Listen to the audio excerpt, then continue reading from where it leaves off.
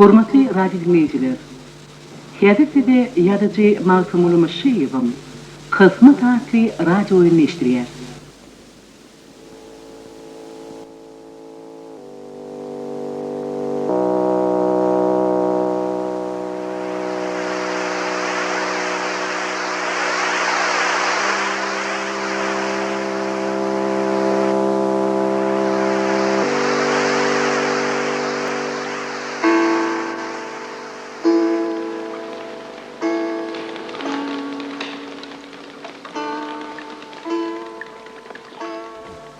Adam fakir, ölmese qarramaly. Kadam ağada qarradı. Ol hemişe kiyatyan yerine. Tamın pestecik penceresinin önüne. Daşarın ziyinlap yatirdi. Daşarda sıvırda pesaylık bilen yağışıya. Yaşılığın yaşı 80 termelet birinden olsa, gözünden, kulağından zeyrenen ok. Sıvırda bir ayağın yağışının affaza sesi. Yaşılığın kulağına, yakımlı mukammal veştiliye. Bir denem, pencerenin önünden bir adam kovulmuş geçip gitti. Kadam ağa, yatan yerinden çemirdi.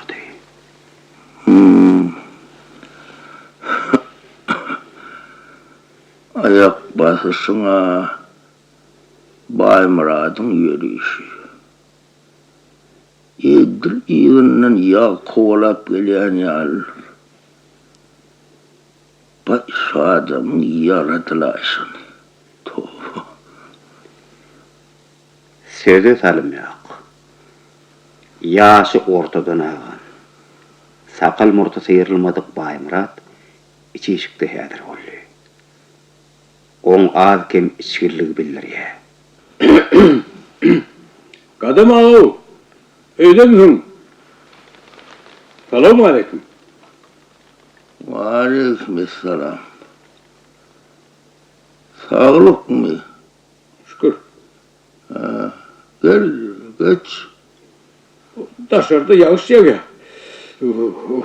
Hey, Biliyorsun o yağyanını. Yağsa yağsınna kurbanı oğlum. ay yağan hiç ne oluyor? Bir hili ovada tavacak böyle. Bir süngüm gavşa verdi. Hey. Biraz çıplak çıkıp durun bir hili. Ay ne bileyim. Böyle birden. Böyle olsa otur da yiyelim. Soğukla piyali birden yonlay mı? Adama, sen beni tanıyan mı? Ben Baymurad. Biliyorsun. Senin çok iyi girmeyen. Sen ayak basışından biliyorsun. Bey, şey diyorlar, o kadam ağa ene atıp yatır diyorlar. Mene sen harın sorma öldüm oğlum. Tuğlu mu yağdayım yağışı Allah. Yağdayım kovu Allah'a şükür. Ay karı tağı da. Karram olsam gözüm görüyor, kulağım eştiyor, aklım hoşum yerine. Elbette sen yani yağıştan kaçıp ılgap görmeye hemen yağdayım yok. Otur hani, otur. Say sevap bilen gelipsin, asalım kumur yamır eder. Şu vaqt kadam ağan 5-6 yaşlarına ağtıcağı kapıdan girdi. Ata, ayata kellen ağrıyamı. Yok balam, men hiç yerim ağıran yok. Ata, ayata, ecem size ne verek diyer. Bize mi bir çaynak çay getireysin? Bu, Men şu ağıtacağım bir hilce zaten. Katı düşmücü. Akşamlarını o men yanımda yatıyor. Gitti ecem bilen yat, kakın bilen yat diyenem oraya nokta. Orkimiz birbirimize halis öğrenşeyiptir. Yoksa da Baymurad, sen ne mi çağın vardı? Ay, men ne? hiç adam yoktur. Vay. Bu ne öyle? Öğlenip bir onun ömrek mi kaydı yadımla? Öğlendim. Yönü bu çökün manlayı alaç olmadı ekeni. Vay, o ne mi oldu? Ay, olmuşmadık da. Şimdi orun ayarlar da kadıma. Öz diyenleri olmadı gidiver yarar bular. Benim ne mi? Erkek adam. Benim öz diyenim olmadı onşamakta. Bir öyle iki vasıf gerek değil yani onun. Türkmenler aydıktır ha. İki vasıfın kellesi bırak adamla kaynamadı.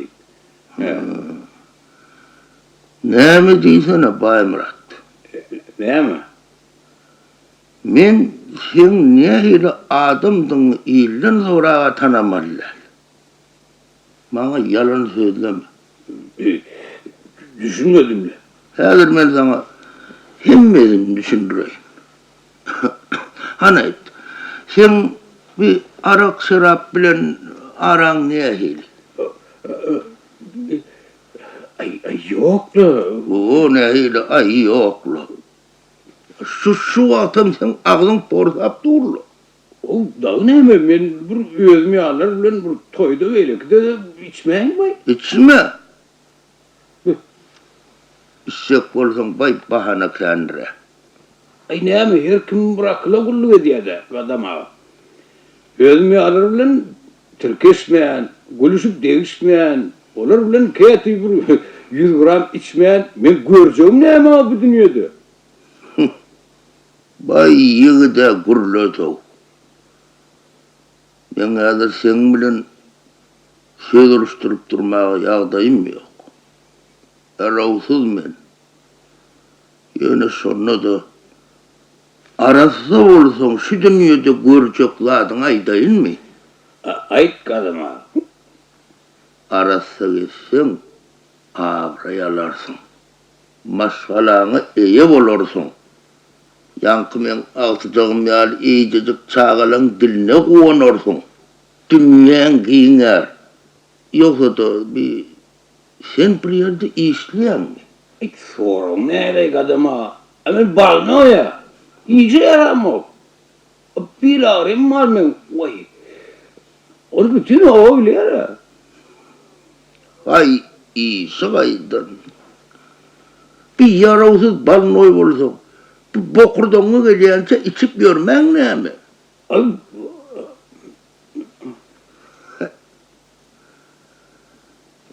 Ben sen yaka geçti otur üstüme unutturmadı. Yok böyle çok söyledim. gidecek kadıma. Gidecek. Yönümün bu yumuşluca elttim de oluyor. O ne eğiliyormuş.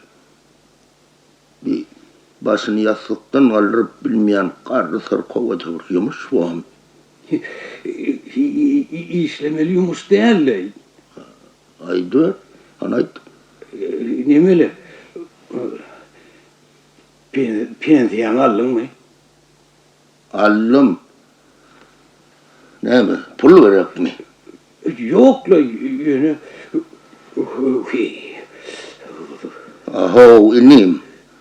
Bir üstüme avant durmadı değilin epey ho senim. Gidecek mi? Gidecek. Her gidecek. Ay birine 5 manat bergin madde oluyor. Kulüme koyuyor. Kaç yarmadı demek yani. Yer buraya da sana da haber verip durmayın ne vakti. Adam ağa, setin çıkarman Baymurad'ın yüzüne öğretti. Baymurad'ın başı bu sevmek duranım olsa, Yaşul'un bakışından yemendi. O bir yerden gidenini kim görmedi. Kıyınlık bilen kapa yöneldi. Adam ağa, on bolşunu dözmedi. Yastığının aşağına koyan kapçığını termelep tattı da, içinden epekli pul çıkardı. Yaşul'u yan kapıdan çıkan Baymurad'ın izinden kıygırdı. Saklan. Ben sana diyen o saklan. Baymıra saklan. Hadi gel bari. Köy. Baymurad harra yedini görüldü. Adam ağam häzirki bolşoğunu bir hilip gen bolup görünni. On inni kaytçaklarına karaştı. Adamağı pençesine saplap duran pullarını Baymurad uzatdı. Me al. Yöne Baymurad bergine verin. Şu arabası vaysan neye gidetin? Me al diyen kan. Ay. Al. Getirecek bolma. Kimin aramızda algıveri yok. Düşündün mü? Senin adam şekilli adam mı ahiri?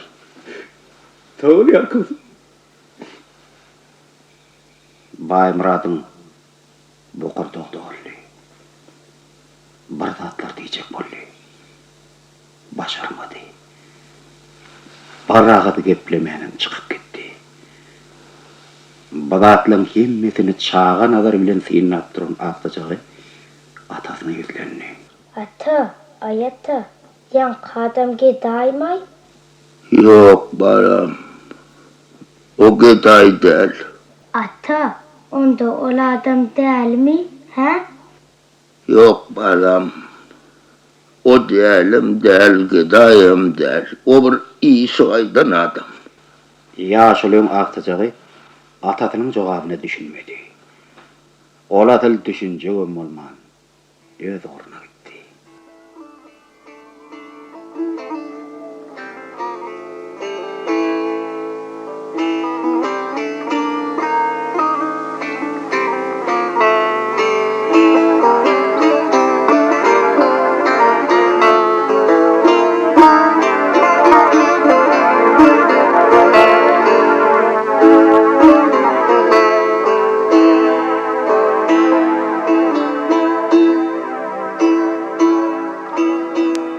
Baymurad gidenden soň Adam ağany bir hiret düşünüpdi.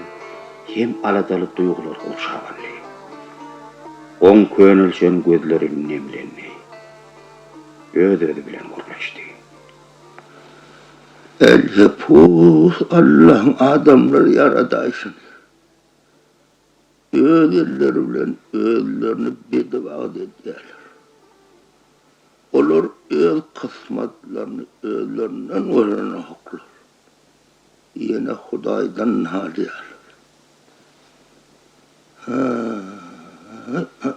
Benim kahve hadisi de etmekten. Yankı pulu verirsiniz mevçin alan olsa ne yaşı oli. Birden arağı vereysi. Benim tanrım yanımda yazıklı var. Yerbetle yaramaz işine şerikli var. Allah Teala beni o dünya bağışlamaz.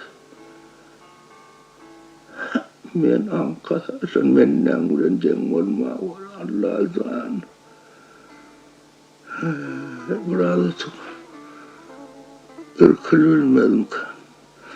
La ilahe illallah Muhammed Resulullah ve eşhedü la ilahe illallah Muhammed Resulullah. Adam ağa kocalan çal başını yastığa koydu.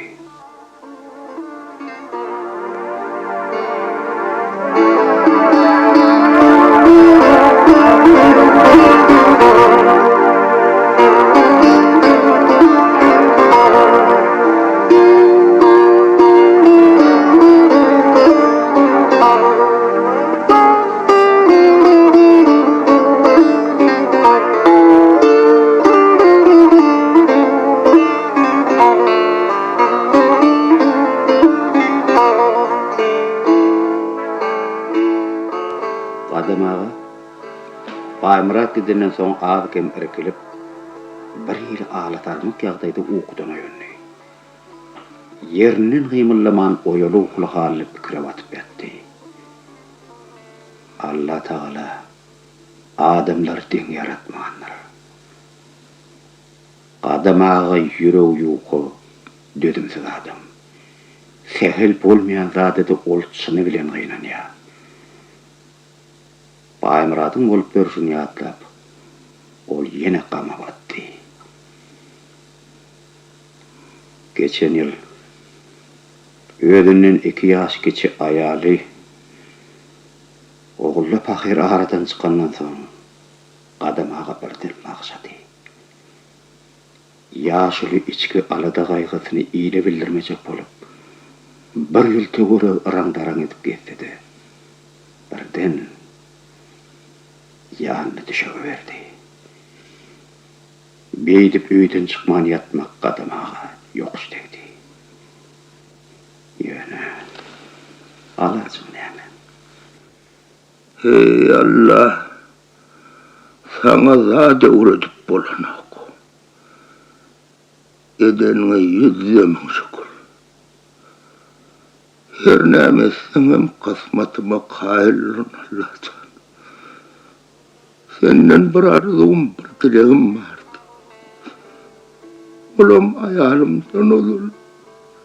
Amanadım tapşırmaktı. Olam bolmadı.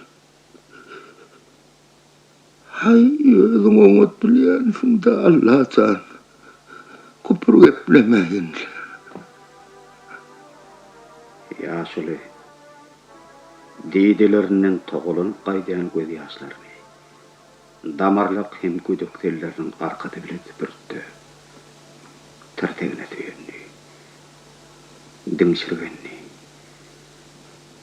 Gadamaga aýalylynyň soň ilkinji gedek şeýlik perişan haly düşdi. Ödödüne ýegenni. Bundan olar hey göz ýaş döküp gidip diýsene. Haydiýek erkek bolaýsyn. Şu boluşymyza ýene ýyly akly öwredinem bolýasa. Kim bar öýde? Kim bar diýen öýde? Söze salym ýok. Agtajygylyga geldi. Ata, ayata, ejem sana näme gerek diýer? Kelime balam. Sana döneyim. Bana hiç saat gerek değil balam. Men ýöne gyýraýdym. Ýaşulyň agtajagy atatynyň göreşlerine çiňerilip teretdi. Gadamaga müýnürgäp agtynyň nadaryndan ýüzün sowdy. Hawa ol ýüzün sowdy. Ýönüm agtajagynyň beren göni sowarynyň weli sowulyp bilmedi. Ata, atacan sen ağladyňmy, ha? Ýaşuly yumruk ýalçyk agtyndan beýle gönümel sowala garaşmandy. Ol bir hile alçylady. Yalan sözläp biljek däldi. Dogryny aýtmaga da bogny sanakdy. Sebebi ýene bir topar soňsuz sowalaň ýüde çykaýmak mümkindi. Yok balam yok. Hey, ula adamlarım ağlar mı? Var oyun. Var olsun, var.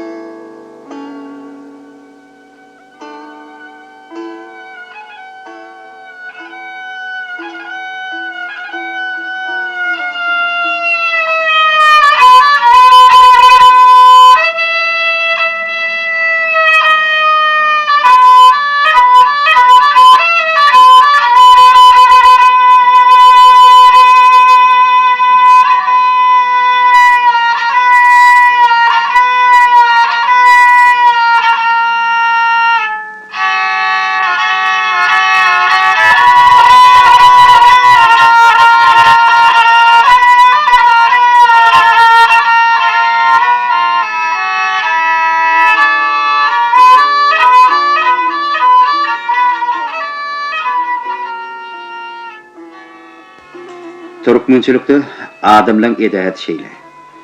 Neçekmi bir wenden başynyň ýastyga ýetendigini eşitseler, oň halyny soramaga gelýärler. Daşeşikde ýene-de ayak tesleri hümürde peýda boldy. Inni beýle zatlar bilen ýaşuly halyt öwrenşipdi. Adamlaň biri gitse başgaty gelýärdi. Gapa çalyp iki böwri öýe girdi.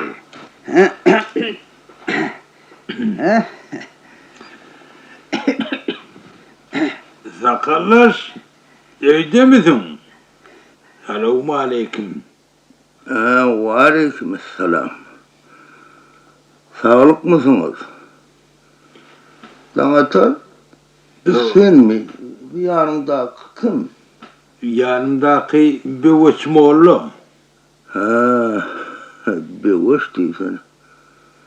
Alayt adamlar kapıdan yerine salam verir, hadi der ola çok ön kuluvayım. Bir uçmoğlu sağlık mı o? Şükür. Hey, kadava fiilak görüyorsun. Tanar mı ya, tanamaz mı diye. Hey, tanımadı. Ay, anka açıptır kadam. Men seni sakal koyup ördürüyün mer bir gezegim görüm ok. Ne evlensen birden beyli ipek sıvırayan. Kurlesen sizinden ancakla. Sakal kutlu olsun bevaç. Tanır kadın. Sakalam koyup ördünün koğuz attı oluyor. Onu şık getirmeleme derler bevaç. Ne mi diyecek olayım? Sakalın arası, kalbunam arası olmalıdır diyecek böyle. Ay, o da atları benim tençe düşünüyor ne aşılıyor? Han sen bir özünden haber versene. Hey bir neme ayet tüvürü vuracak bolayam ya bir kodun yanı yapyan mı sen? Ya yine sol oğlunun da kali koşkucuk koşan mort yatıyor mu? Koşucuk deyip gövni etmeli etme bevaç. Koşucuk değerli koş ya. Özüm ahiretimden korkuyma koş ya. Ayet tüvürüm ne mi? Özüme göre ne biliyen? Mesela mine haytıları biliyen. Aho bevaç. Sen benden hesabı sormağı edin mi ya da halimi sormağı? Yettiniz aytlı. Siz yani birinizi gördünüz yani karpışı verdiniz ay. Ne ettiniz siz? Hani besedin. Yok ha mine turacak.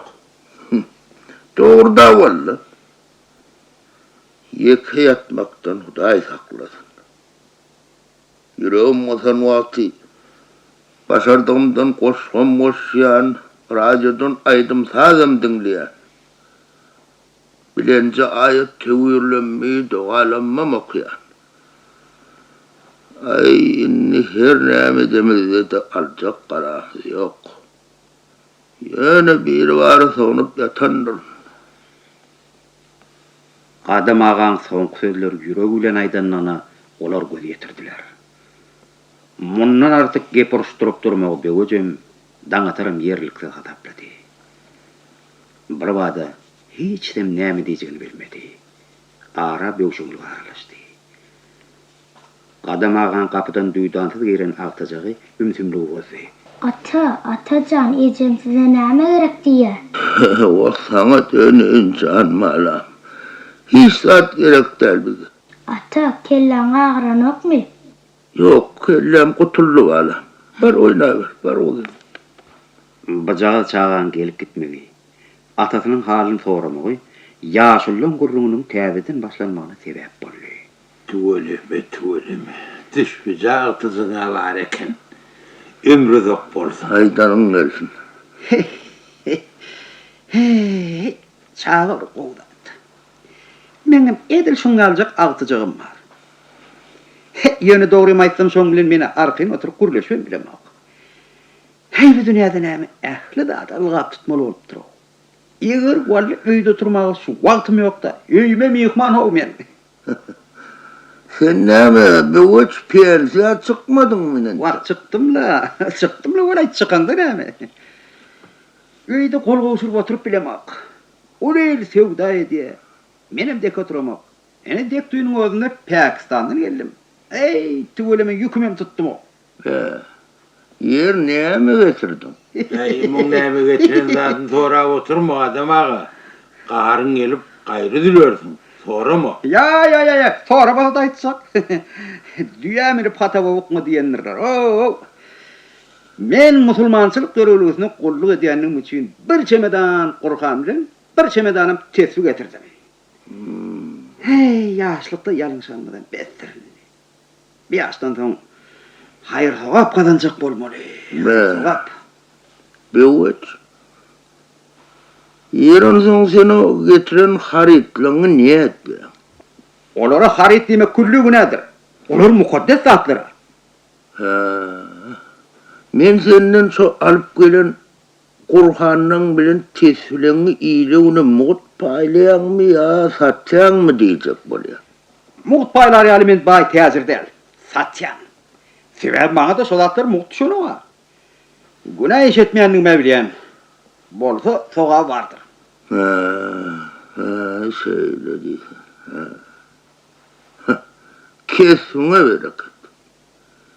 Sen al ansat yerden hem sogap hem kazan çöllep biren musulmanyň obamyzy yıkıcıdığına da şükür. Toba toba. Elayt şun bir hilun molaydı. Yanıma gelen divana meňles aly samsyk ya da bir ýur söküp beren täzir olaydy. Hanol ýön kokun wedaran üçin der döküp beren ýökdeşlem. Sen näme menem şonuň kazaryny goşşak bolýarmy? Ynha men gölel sygyrmyýdykläp örkek edýän, ot ýygýan, başga zat oňramak. Oňarmarsyňam. Oňaraýanda da öwrüp çöwrüp durar ýaly pulam gerekdir. O da sende ýok. Beweç. Sen ine bu meselede mamly. Daňatar kimizde uly baýlyk ýok. Bardy geldi şu bolaýan onna da bize o zatlar başartmaz. Ýöne biziňem öz baýlygymyz bar. Saglyk, sabr, kanagat, insap. Hey berekella, berekella. Dogry aýdýan agamsan, dogry aýdýan. Hey. Men ýene bir baýlygym bar beweç. Olam goşgulam. Goşgy. Nimede be? Goşga bir nime töleýelemmi? Her bir ağzından çıkan söz üçün elini serip vermeli remedem zak bile. Düşünen töleýe. Düşünmedik töleýän ok. Bir dünya yalançı diýerler öli. Ömrümü täzeden başlamaýyn mı?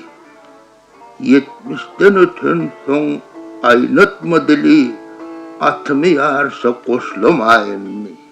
Vay bo. Daňatar biýe başlady. Ay senden magtym bolup puragyň bolmap goýay. Otursana sakallar. Edip diýenen bir mukaddes zat bardyr o. Gönüllerimiz gürlemäni başarmasaňam diňlemäni başar diýendirler. Hani kulak as. Oturdu, oylanma, durmuşa seynet. Adamlar geçip dur novat manovat. Hala hakikat bil, hala da kıyvat.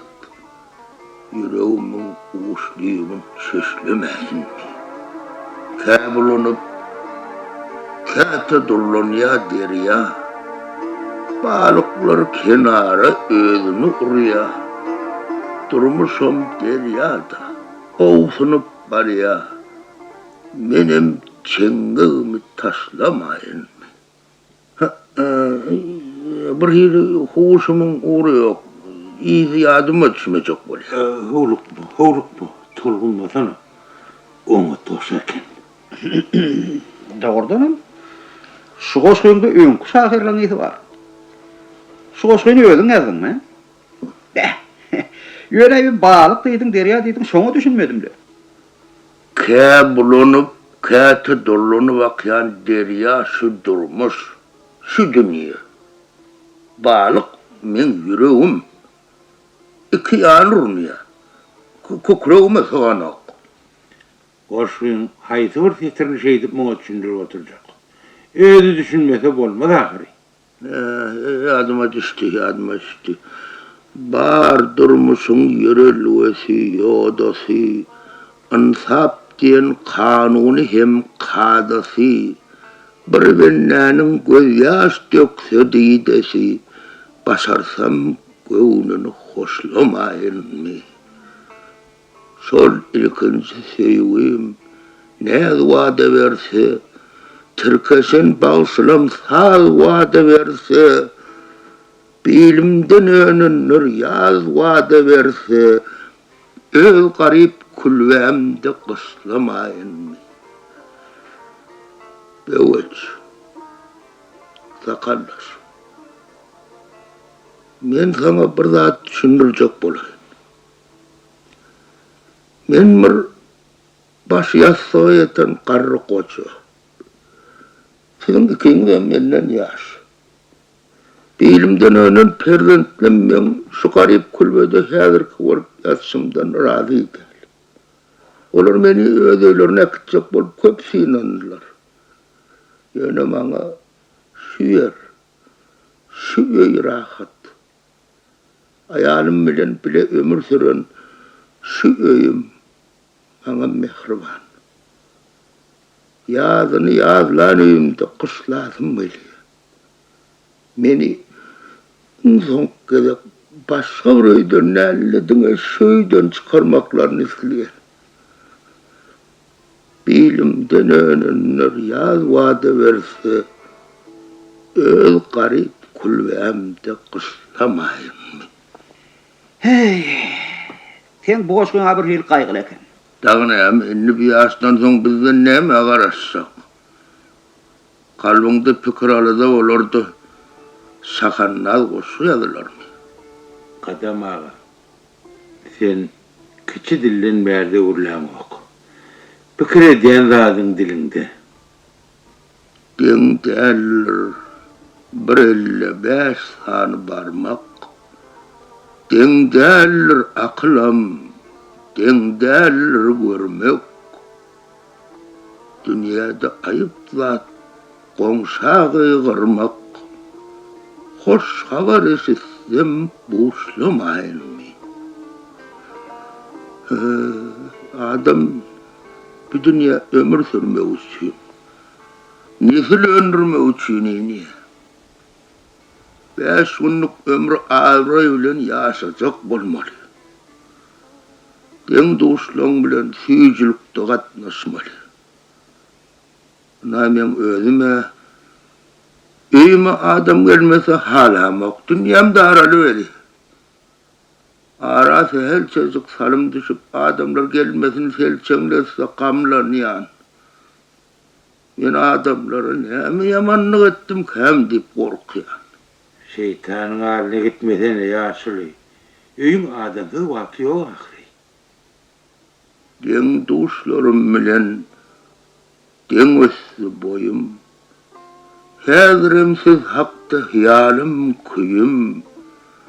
Dostlarım gelmese çolar ya öyüm. Menem size varıp düşlemeyin mi? Hey.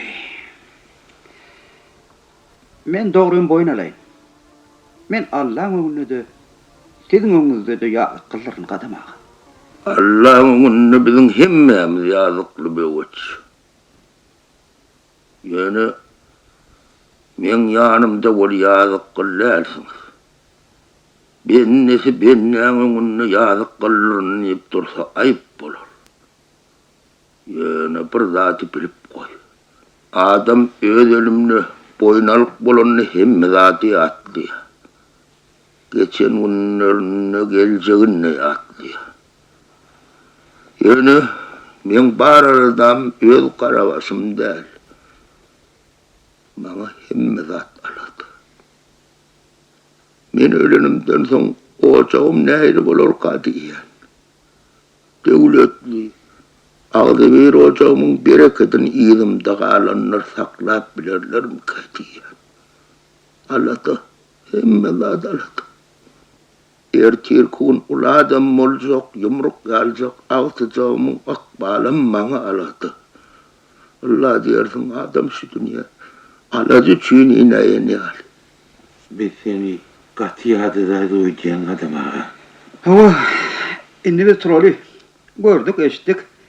Hey, inşallah basın yattıklarını götürürdün. İkimizine yine ava da gider. Trolü.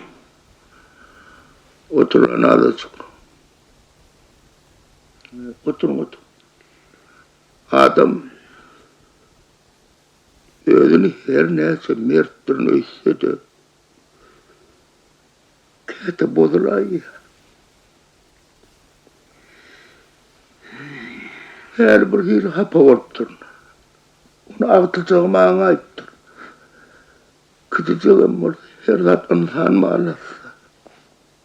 Dokudum düzüğümün, bar barca kemim.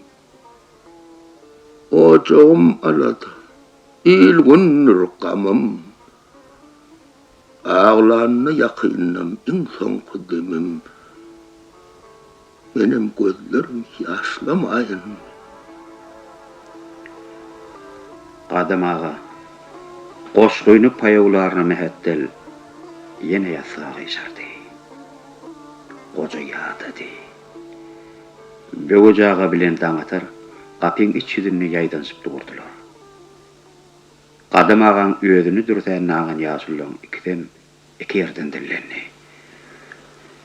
Sağa tur adam ağa. Wahay ağamja bir özüň horlaýaň. Ay, goşgun ýerden ýadyňa düşdi sen etdi.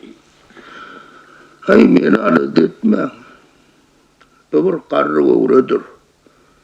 Ýöne ýyljak gemim gelip güdüp dursa, aýdym sazam diňlärin goşgama qar. Başardygymdan Allah Taalaň hyzmatyna meter. Ýöne bir sıkkı şart bolmadyk. La ilahe illallah Muhammed Resulullah ve eşhedü en la ilahe illallah Muhammed Resulullah.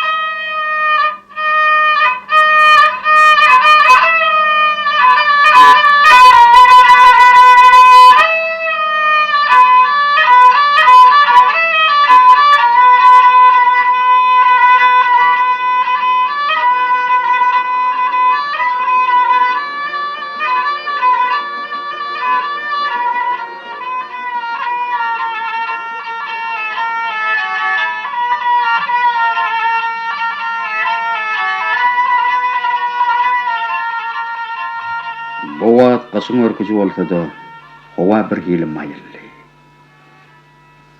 Kadam ağaň daşaret çykyp töwereg tiýin nasy geldi. Ýöne özüni askyn mudaryn ýokdogyna ýene düşügne geçdi. Pessejik pencereden terediňde aýyl-saýyl görnüp duran gara ullepen filmlady. Özüniň aýaly oğullarını yatladı. Sünksiz umutmaş kıladı.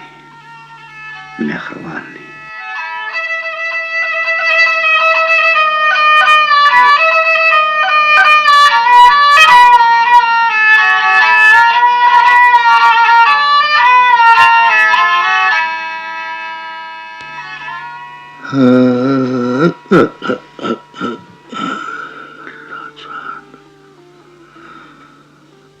Qarol, yaş ol.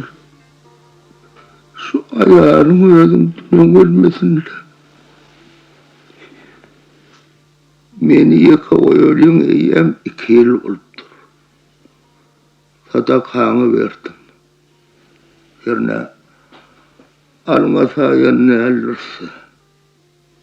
Kevr adamlara karasın kim görünük. Adam payır ölür gider İyidinde ağlayındı şerler. Şeydivemi yavaş-yavaştan yatlarından çıkararlar. Men vali seni hiç maharam yadımdan çıkarıp bilmen oğullu. Seni yatladığımsa yüreğimin derdi pedeleniyor. Kadam ağa öde bilen gurlaşıp oturga. Ağtacağı kapıdan girip yine so bir enni eden savalını kaytaladı. Ata, ayatacan. Ecem sana näme gerek diýär? Yaşlı diňşir benni. Ödünne nämedir baradadyň yetmeýänligini duýdy. Ol ennamyna bir hil sowuklugyň, kalbyna düşnüksiz ünjüň bardygyny duýdy. Ol erwet hopukdy. Özlem saplan söýledi. Bar ecemi çağırvaram. Eceme geldinmi? Hava baham elli. Dem salymdan adam ağan körpe elini Migo Cemal kapıdan girdi. Yaşmanyň aşagyndan gurlady. Geldim atası. Gelen bolsaň can verinim inni taşa ötme. Menne bir soğukluk var. Ya Allah özün gayrattır. Ya bir var. Hani sen men taşıma yorgan ayla can verin korkma. Emmes düzeler. Migo Cemal gaýnatysynyň taşyny yorgan aýlady. Arkasyna söýgötlük düşüp goýdy. İncelman ýene soňrady. Atası. Ben adamlar çağırayım. Yok ya seneme can verin. Vay hiç sak yok. Adamlar biderek yere bimada etme. Kurbatsızların tağıdır bir. Oturan. Hava oğlu hayriyatıma şeydi. O bana hiç incelik veren yok. Şoňa başlap bir goşçuk yaptım. Kağıda geçiren yerime yok. Sen şonu oturtdun lecan ver. Bir yerde gerek var. Yadımda saklayacak bol. Yaşlan neredenler bir yerden güýç gurbat geldi. Ol bir hil ekezlendi. Öýlendirdi. Gittin sen uzağa el yeterimden. Göz yaşım monçuklap döküp ağların. Ayrılık kalıptır öz pederimden. Ciğerimi bağrımı yakıp ağların. Evreniştim sana, evrenim hevre. Sen gittin, gelmedin, boş harlık evre. İki adam sığınok, bir karış kavra. Ayrılık derdik, çekip ağların. Adam ağa säginni. On gözlerinden gaýdýan göz ýaş, ýygırdatan ýanaklaryň üstünden ýol ýatap, ojaň döşüni ýapyp duran ak takalynyň arasynda gizlenýärdi. Gaýnatasynyň bolup oturuşyna haýpy gelen Migo Cemal ondan emmeter hopukdy. Ağaly ses bilen ýalbardy. Özüň horlamasyna atası. Yalvarýan. Tolgunma. Adam ağa göz ýaşly diýdeleri bilen geliniň ýüzüne bir jegebek beriden ýaletdi-de ýene de goşgun ýygyna okudy. Bolupdy öýkünäz, bolmanly towy, geçipdi günlerimiz gowudan gowy. Sen isläniň men ýüregimiň arzuwy, adyňy altyňa takyp ağlar. Migo Cemal gaýnatasyny beýle ýagdaýda görürnip ýassa turdy hyýalyny da getirip bilen okdy. Ocağın häzirki halyna ýürek eýleýän ýaş gelin tassanyp çaşypdy. Hem aglaýady, hem ýalvarýady. Sana näme bolýar atasy? Ağlamasana. Bitsin. Ata, ecem sana ağlama diye. Berseler de iyicegimi salga vermesinler aytıp diyeceğimi bile gurnan bu mukaddes ocağımı elim bilen yumrup yıkıvağların. Ata, atacan ağlamasana. Ocağın agtajagy atasynyň ýanyna bardy, ödünüň näçe barmajyklary bilen atasynyň gözi ýaşyny tüpürdi. Gadamagy bidatlaň hiç birini üns bermeýän ýaly. Men üçün sen ömrüň bolupdy pida. Sana pena bolsun yaradan Huda. Kıyınanyan juda. Seherler dizim açık ağların. Gelmeyecek yoluma. Bakıp ağlar. Oca bir tarafa gyşardy. Ol bardatlara aýtjak boldy. Başaramady. Ata, ay ata, atacan, ata!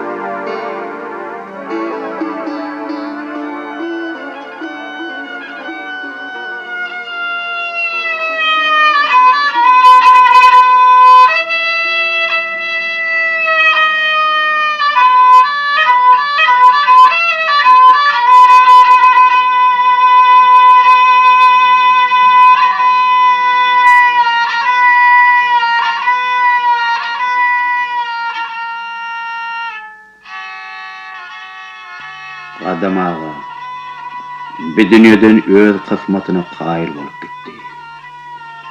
Ýöne bolu oň yumruk ýaly agtajagy bilatlaň hiç birine qaýyl däldi. Sebäp ol kysmat diýen zadyň manasyny düşünerden gidijekdi.